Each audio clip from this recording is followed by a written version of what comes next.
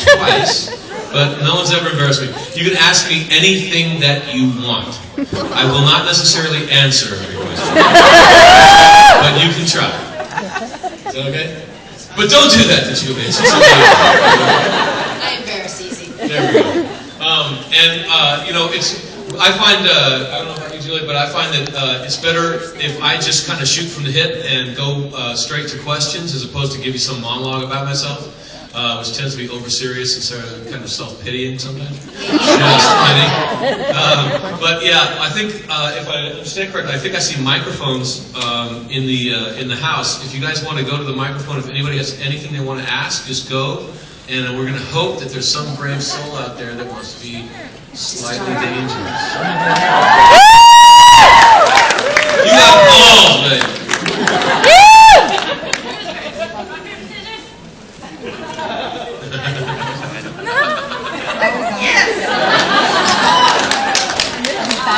Okay, as far as the embarrassing thing with the fact that earlier on when you were signing that thing, I brought up the fact that there is actually a mistake in your reading of the fourth book of the Dresden Files. Yeah. Would that embarrass you? And it's actually on record where there is like a, oh, fuck.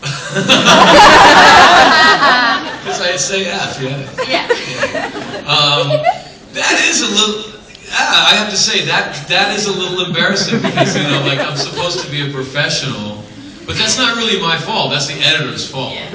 Like, if you heard half the stuff I say in the booth, like, Mike, there's like 9 wizards in this scene. They all have deep, booming English voices. I only have 3. What the fuck?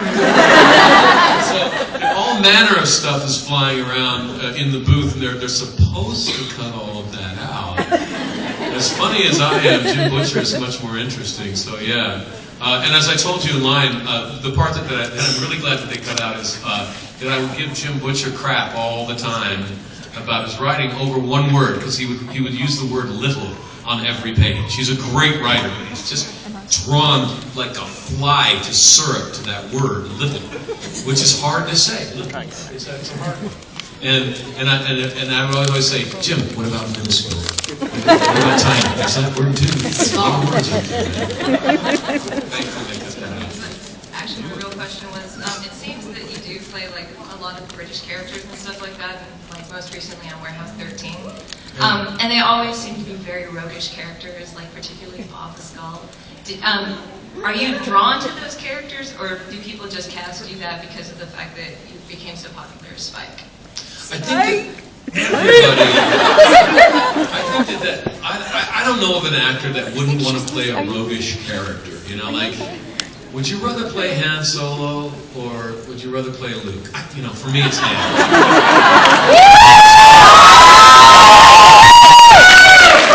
It's Mark Hamill, but it's a fun character to play the guy, it's kind of roguish. So, in all honesty, I came down to Los Angeles to work. I came down to whore myself out. I was a dad for the first time, right? And I was watching my son get wiped off on the birthing table, and this voice came to me and said, "Go to Los Angeles. Do not be poor if you can help it."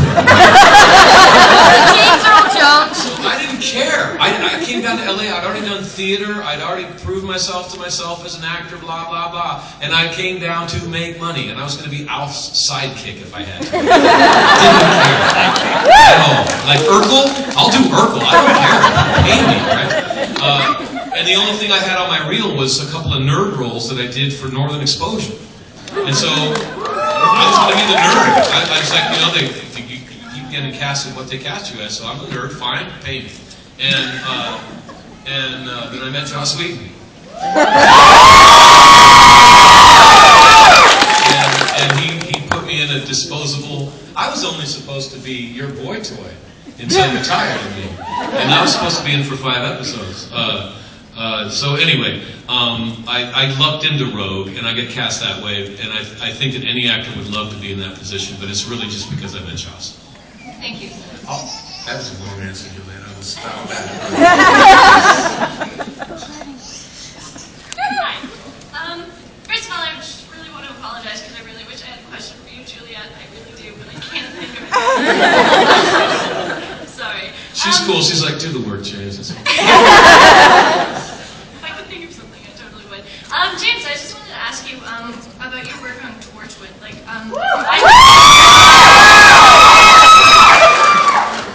I was watching Doctor Who, I got through it, and then I started watching Torchwood, which totally ruined my life. Right on. I was very surprised to see you there, and I actually shouted at my friend because I was trying to get her to watch Torchwood, which she still won't watch. But I just wanted to ask you, what was it like working with that cast, and just especially John Barrowman? And what was it like to kiss him?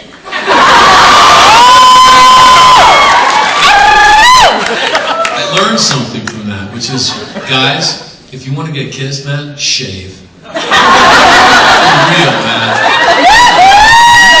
It's like sandpaper. Like, as a guy, as a straight guy, I never really thought about it, but it's like, damn, man. So now, before I approach anybody, I'm like, shave 3 times.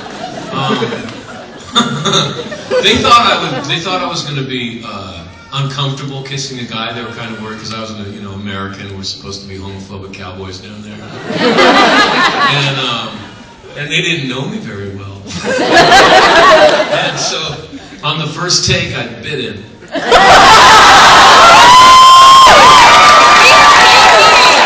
I didn't mean to, but he rears back. He's like, dude, you bit me. And I'm like, I haven't seen you for 300 years, man. Come here.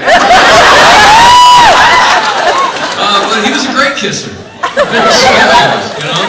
And then, then we kissed each other a couple times, and then we did a big fight scene where the stunts got in for 2 shots. Because he's from stage and I'm from stage. On stage, you don't get a stunt man. So we were like, go rest, guys. We got this. And I fell in love with John Barrowman, man. He's a really great guy. He's a nasty man. I mean, in the best possible way. Favorite cast members from Torchwood? What's that? Did you have any other particular favorite cast members from Torchwood? Working with that you would totally work with again? Gareth and I would go out after we filmed a lot. He was a musician too, so we would go out and hang out. He was from a town close by Cardiff, and he would take me down there and introduce me to his band, and he would hurt me at night. He would deliver me back to the set. He was like, oh, man. We're like, Gareth, you're like 20, what are you? Like, stop hurting me. But that whole cast, the whole cast is fabulous. Yeah. Yeah. Man, House Wright is kicking your guys' butt here. What's up? And come in here and just kiss that mic, because you sound like a goddess when you do it.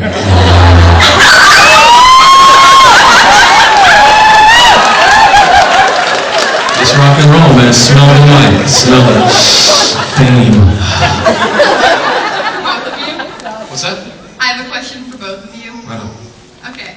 Would you both be willing to say lines from a show for a second?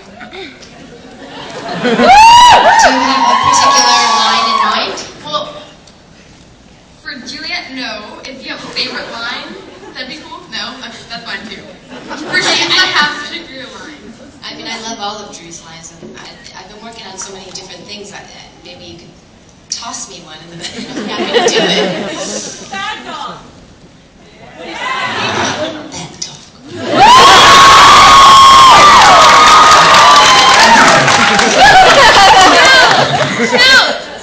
Eyeballs to entrails. Well,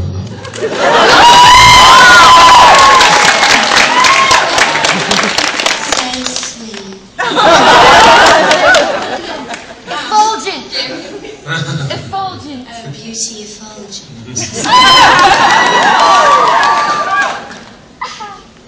Could James say the line, did you see your light flash before your eyes? Cup of tea, almost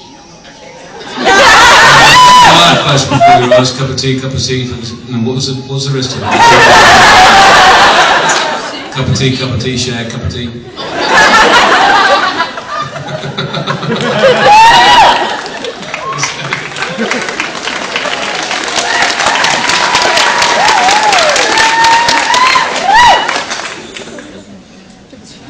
Mine's just going to be short and sweet. You were recently on Warehouse 13. I was just wondering if we're going to be in more episodes in the back half. I damn well hope so. Jack Kenney is a great producer, and he doesn't take any crap from his actors at all. But he's got a great sense of humor. I love that cast. Toronto is almost as cool as Vancouver. Toronto is I'm from the East Coast, don't worry about it. no, Toronto is like the town that Chicago wishes it was. I would go back on there in a heartbeat. I thought the character was getting really interesting. Jack was directing the last episode that I was in, and at the final scene he was shouting, "Spin off! Spin off!" And I was like, "Yeah, baby, do it." You know, that's a nice thing to hear. You never know what's going to happen, but I hope to be back. Yeah, definitely. I would come back. Yeah. I would love to see a spin-off with you on the HG proposed spin-off. That would be awesome. Yeah. Right on. So it would just make my day if you could sing a few lines from any song from Once More With You.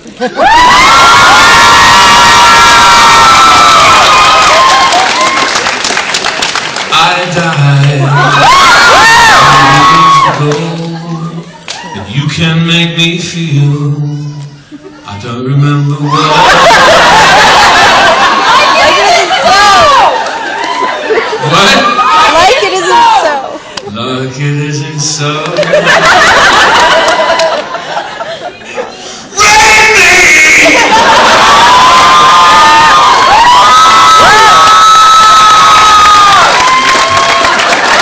You know that they were like when Nirvana did the live show, the Unplugged show, they were like, the network was like, you are not going to sing that song. That's the one song we will not allow you to do. And they're like, no problem, no problem. So they specifically did the intro of Rain Me just so that they could see all the producers just sweat themselves silly, and then they just stopped and did another song.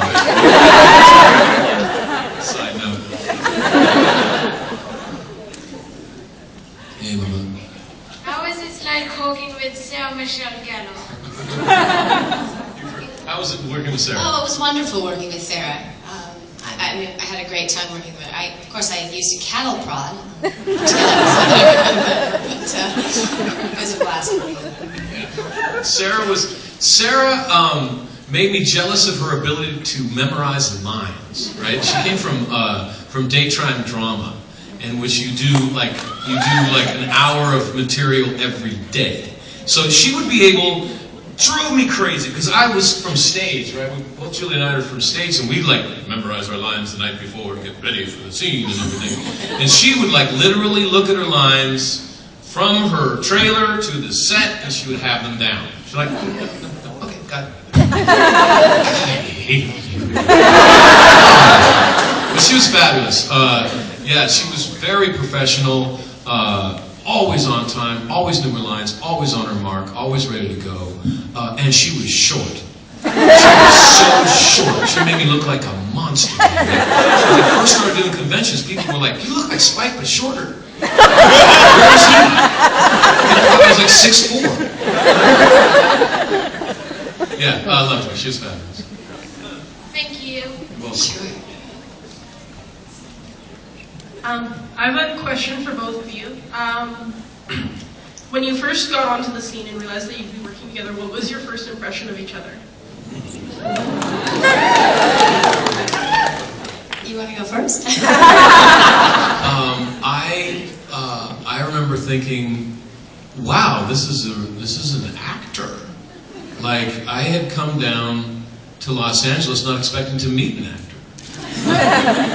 I just expected to meet a lot of people that wanted to be stars, and there's kind of a difference.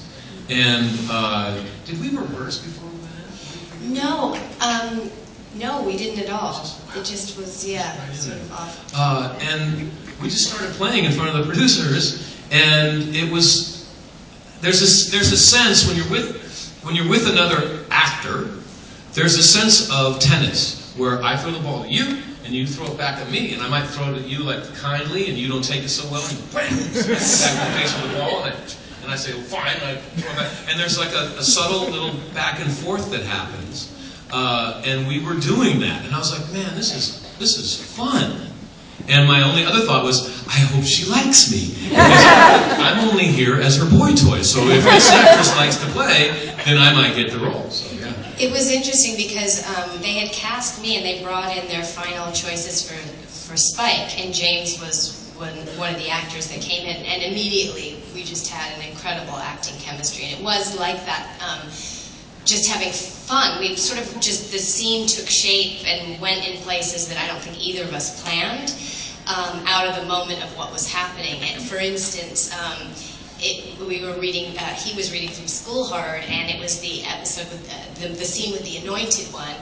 And in his audition, we literally had this moment where we just sort of, our heads rested, and then we kind of remembered, oh yeah, we're talking to the Anointed One. It turned out. Yeah. And it's the moment that they kept it in the scene, and they used it actually as a promo for introducing our characters. And on the commercial, it had our faces turn out, and it said, "Evil has a few new faces." And welcome to Sunnydale. And so basically, and that really did come out of a moment that just sort of happened between the two of us, and working together for the whole time that we did on the show, it always was like that. And we would very often get together and rehearse and come up with things and then bring them in, but the rehearsals were always very free and very really just comfortable between Spike and Drew. All this sort of riches would come out. Yeah, I was so thankful to have, like, for my first big job in LA, to be with another actor who's an actor, because I came from theater and I was like, oh, I'm home. Now I know what to do. I don't feel like I'm a fish out of water anymore. I'm just at work again. Okay, cool. It was great, and it really was. And I remember one of the first times when James and I got together to rehearse, I was like, okay, so we've been together 200 years, so we have to be physically comfortable with each other, you know, so feel free within scenes to touch wherever you want, whenever you want. Like, I'll go with you, because it can't be like, oh, you know, hi, I've known you for 200 years, but I'm afraid to touch you. So we right away sort of had a freedom, you know, on camera that I think translated with the characters. But I had a girlfriend at the time who got, remember Liz? Liz. Yeah. She got so jealous of me. I never knew that till afterwards. Oh my God! She just, because we were very friendly. We were very professional. I think you were with somebody, I was with somebody. We never bumped boots or anything. But we, you although know, it says we did on the web. We had fun then, didn't we? And so Liz got jealous of us, and then she intimated that she had a crush on David Boreanaz to get me back, right?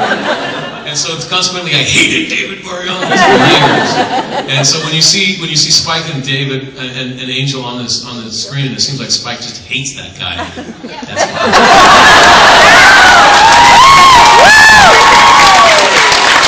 I never knew about Liz. I didn't think she was uncomfortable at all. Oh no, she was very insecure. We'd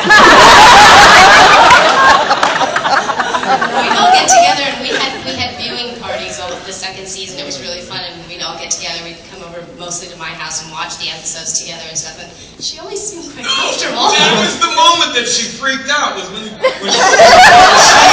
scene was like playing, and you came over and was like, remember that moment? They included that moment. Remember that? And it was just a little actor-to-actor thing. But she was like, what was that? I got. Really? Yeah. So talking about the scene. We're not together anymore. And then I just wanted to request one line. It's from the 5th season of Angel, when Angel and Spike are having an argument about astronauts versus can you say the line, if cavemen and astronauts got into a fight, who would win? If caveman and astronauts got into a fight, who would win?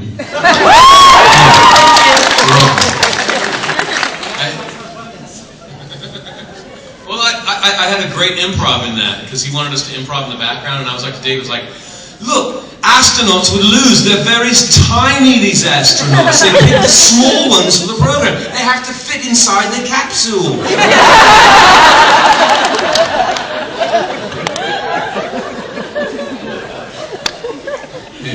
Hey. Okay. so I think you know how much Joss loves to recast his actors in his other works. So, if you had to pick between the Marvel Cinematic Universe or another Shakespeare adaptation at Joss's house, which would you pick and who would you like to play? Can't we do both? No, I'm presenting this as an option. Probably yes, but if you had to pick. And it could be any Shakespeare? Any Shakespeare. At Joss's house.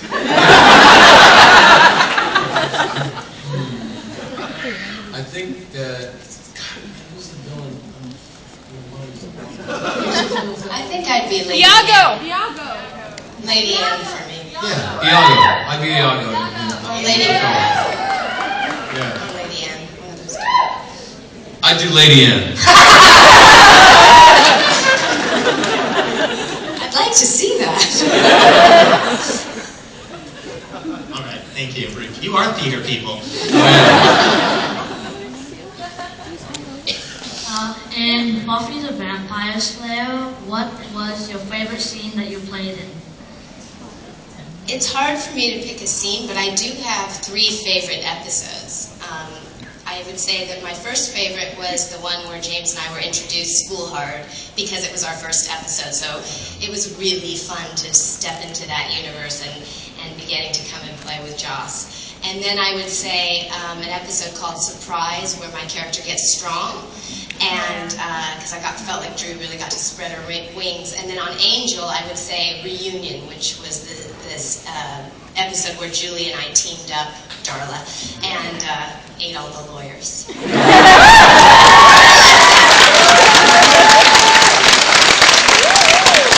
There's so many, God, there's so many scenes that I might have been terrified about or had a really intense experience doing. And I think for me, one of the most intense experiences was when you came, I think it was Seeing Red, and I had to chip in, and you were talking me out like, that's not you, Spider. That's just spiders in your brain. You don't understand.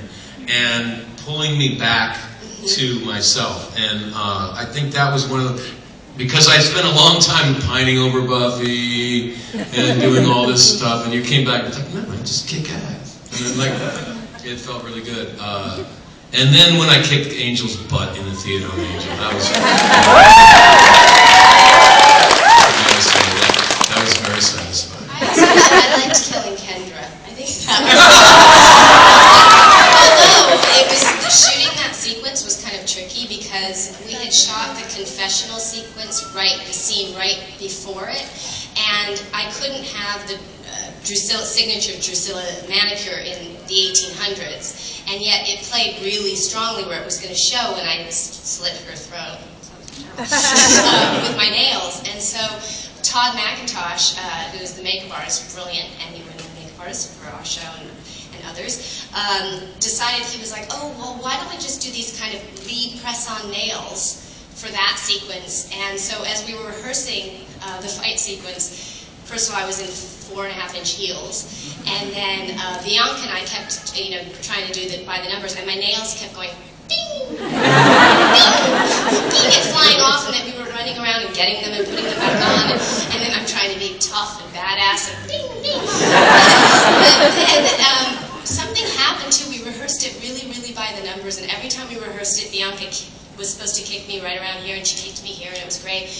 The minute they yelled action, I don't know what happened. She seemed to get really excited. And the next thing I knew, I see the boot coming. And I'm like, no, the mark.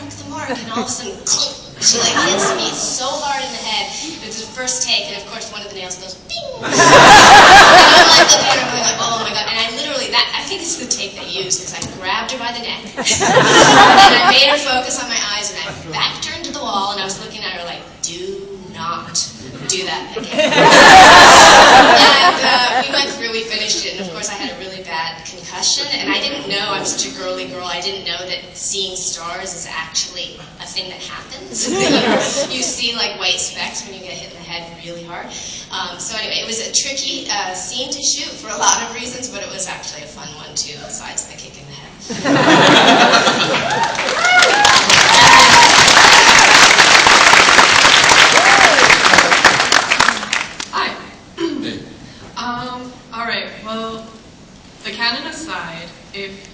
write, direct, and cast your own episodes of Buffy with your choice of actors, anybody from Hollywood, anything, what would happen? Brief synopsis of your episode, each, and the actors that you would cast.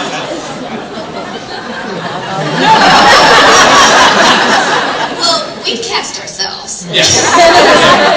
I'd expect this. It wouldn't be as good without you. That's a very creative question. It It is. takes a long. Who would you cast? Yeah, what would you do? Who would you have? So here's the thing. I would bring in actors who aren't used to working with Joss Whedon to, like, for example, somebody give me a really sexist male actor right now. Tom Cruise. Like, give me an actor who's an asshole. Put him in, about the episode and make him.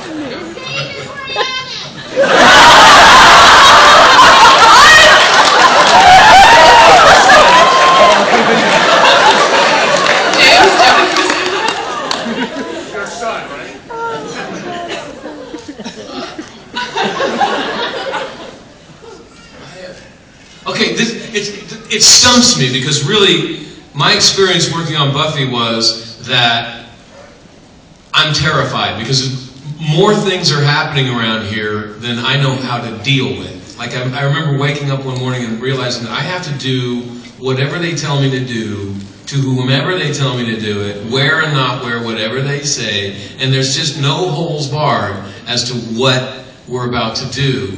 And so I was constantly feeling overwhelmed by the creativity and trying to match up to it. So That's the thing with Joss, is he would take the characters in so many directions that, it was very fulfilling as an actor that you got to play this and you got to play that. So I never really thought, oh, if only I got to play this. It's kind of like if you could add another peak to Everest before you climb it, what would it look like? Like, I wouldn't do that. So go to the top. That's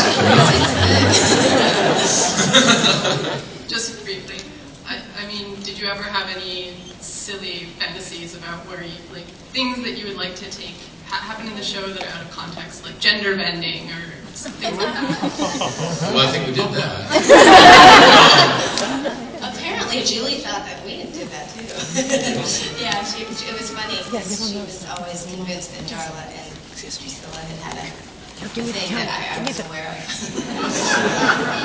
I remember finding out that Angel and Spike did it once. And it was a line in Angel, and then, like, David and I, we read the script, but not carefully enough, I suppose. With our sides, and we're blocking it, we come to line, and I'm like, is it? And David just goes. Well, that was like when Julie and I got the scene with the Immortal, that we'd have this threesome with the Immortal, and all of a sudden we were like, we never knew this. Something we might have wanted to know that we experienced together a decade, 100 years ago. Oh, God. Thanks, guys. Yeah, great question. I wish I had a better answer, but yeah. You can think about it. Hi.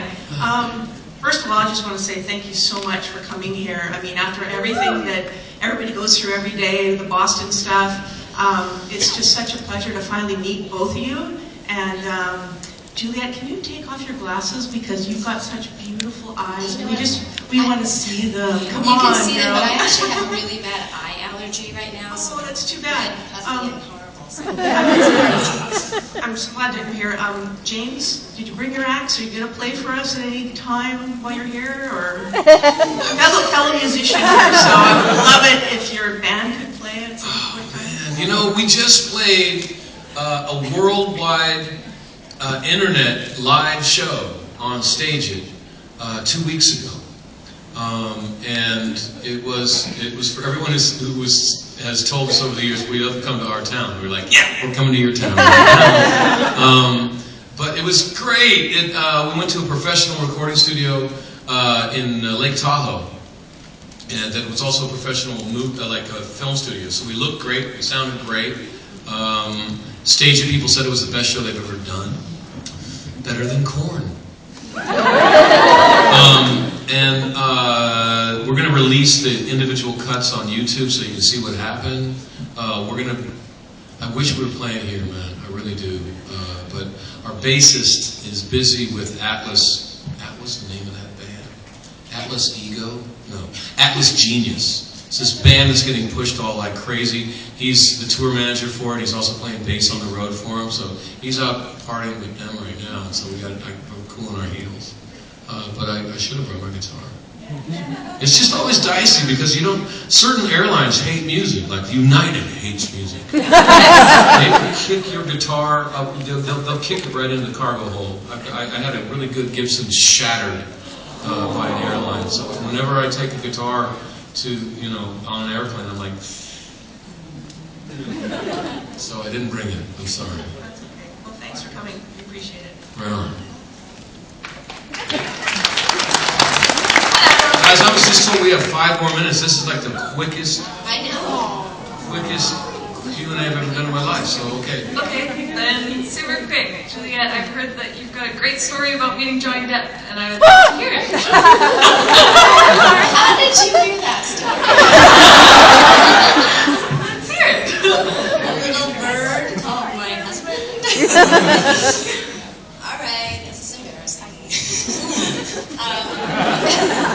When I was doing Ed Wood, I had been cast, and Tim does a lot of hair and makeup tests because, as you know, his movies are very visual, and he wants to get the look exactly right.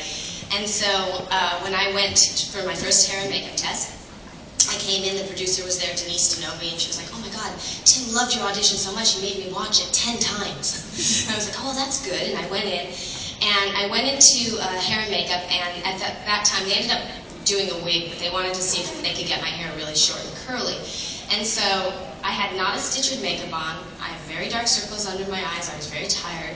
I literally, they put my hair back like I looked bald. And they used these pin curls all around my head. They used these weird pins that each pin had these, they almost look like little pins sticking up with multicolored balls on the top of them. And they were all like fuchsia, bright green, bright purple, bright blue. So I looked bald with like these balls sticking up through my head, right? Pale, no makeup. I go back to my trailer, and the only thing they have in there, and the wardrobe hasn't come yet, is this robe that was huge. So it's like a man-sized robe. So I look like dwarfed. It's like this big, and it is fuchsia. I mean, just the brightest color. I don't know what man would wear that robe. So I'm standing there. I don't think that in my life I've ever looked so horrendous. And I opened my trailer door because I realized I'd left something in the makeup trailer. And standing right next to my trailer door is Johnny. And he's like, God, his hair looks really cool. It's like hanging over, and he's smoking a cigarette with a friend. And he looks up and he's like, I was like, hey, you must be Juliet.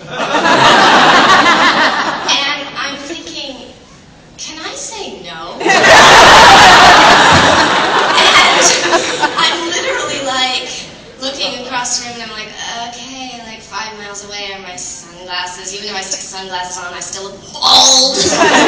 Balls, multicolored balls all over my head. So we have this whole conversation where I literally turn beet red, and I'm like, yeah. Juliet, it's really nice to meet you, Johnny. And I close the door, and I'm talking to myself. I'm like, he went out with Winona Ryder. He understands fair skin and dark circles under the eyes. He's worked with Tim Burke. He's had fair skin and dark circles under the eyes. And I'm just like, oh my God. And then it was really funny because I get all dolled up. They do the whole thing. They do the hair and the makeup in the 50s, dress. And I come out. And he and his friend are now near the area where we're doing this sort of screen test where they're going to shoot the stuff to look at how it looks on film. And he's smoking again, and he looks up and he goes, Juliet? It's like, yeah, makeup does a lot. So anyway, that's my Johnny story, but I don't usually...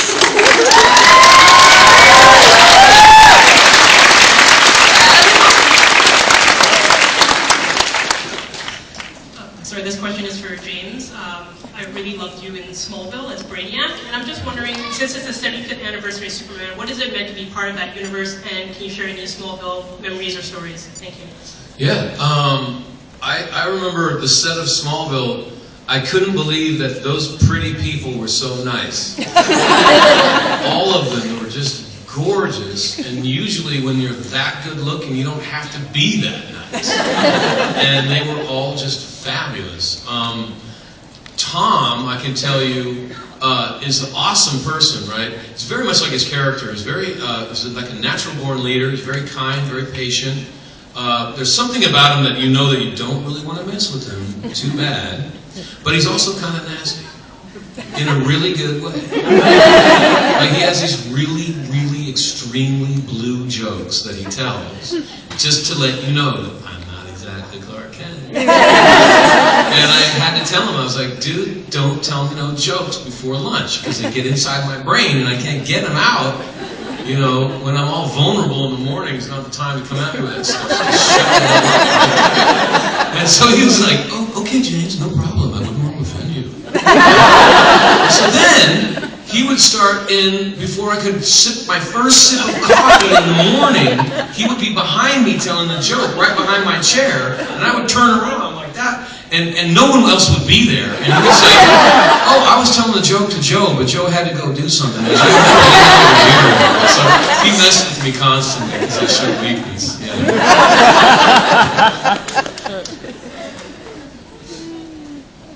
Hi, I was just wondering what it was like to go back and do Angel after having done that.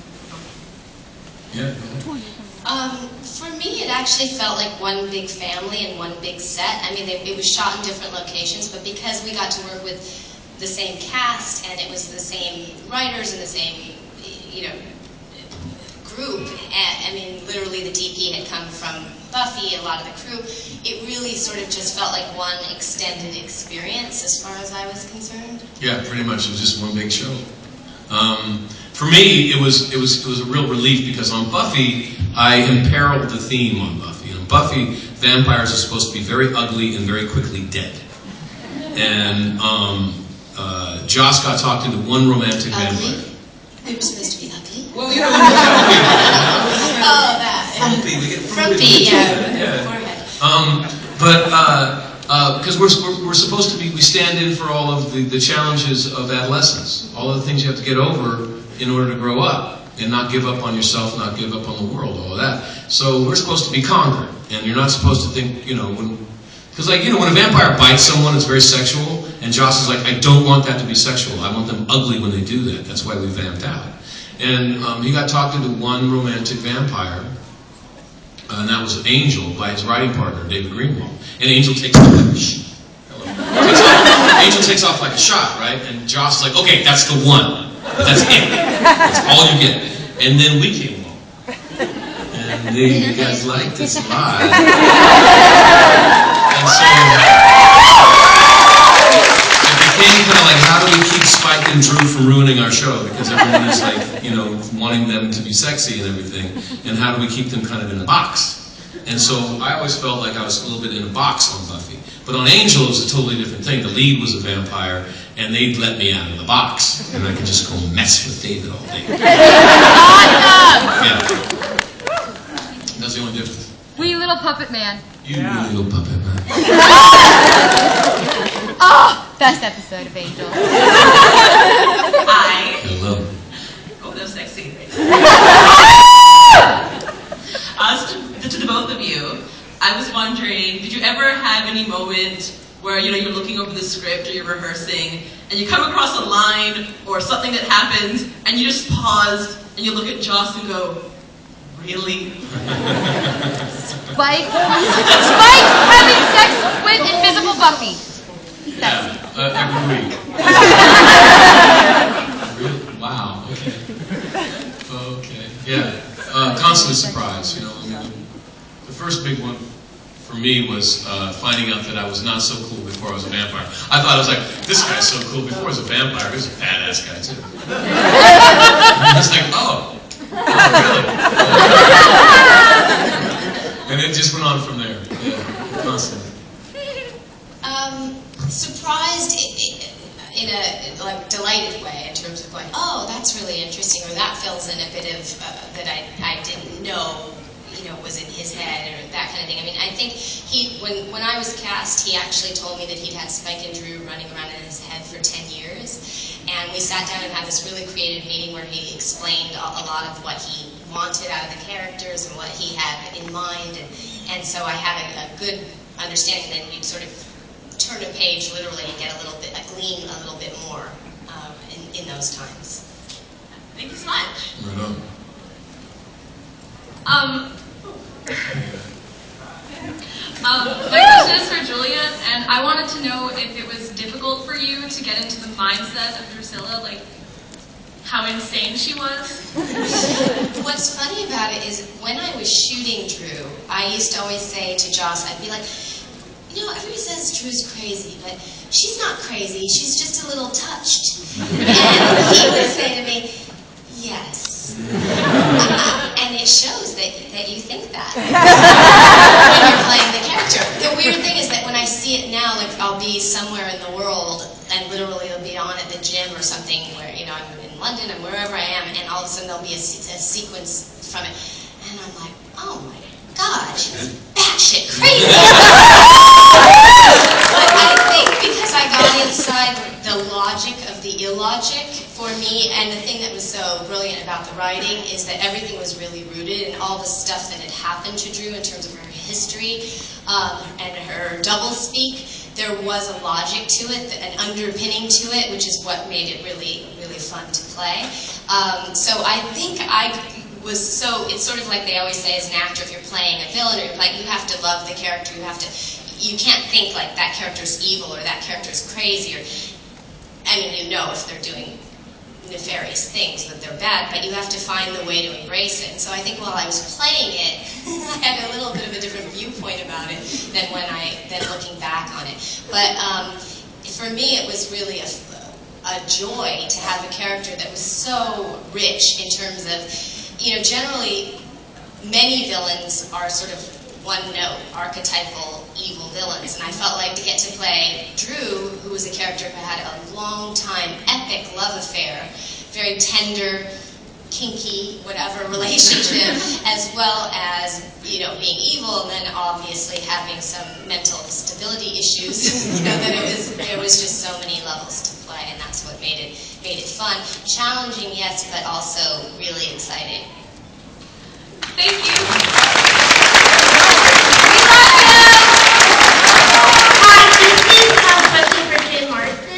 I followed you for Buffy since I was a kid, and when I grew up, I followed you through Smallville because I loved you in those two shows because I had a crush on you. And I love Spike. You have very good taste.